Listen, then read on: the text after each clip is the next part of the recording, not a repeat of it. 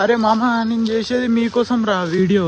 అదేదో బిజినెస్ మీ గురించి రా. ఇట్లా బిజినెస్, ఇట్లా బర్రెలు మేపితే ఇట్లా ఉంటుంది, గొర్రెలు మేపితే ఇంత వస్తుంది, కోళ్ళ ఫారం వేస్తే ఇంట్లో వస్తుంది, ఇది కోళ్ళ ఫారం చేస్తే ఇట్లా ఉంటుంది.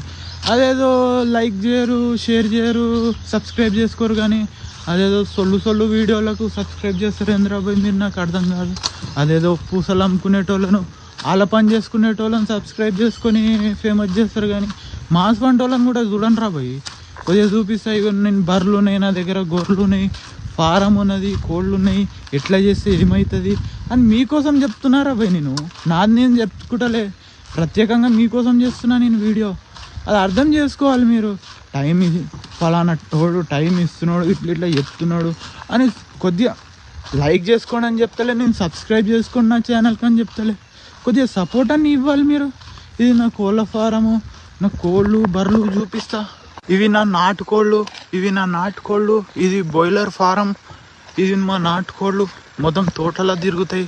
ఇవి నా గొర్రెలు, ఇది ఫారం, ఇది నా గొర్రెలు.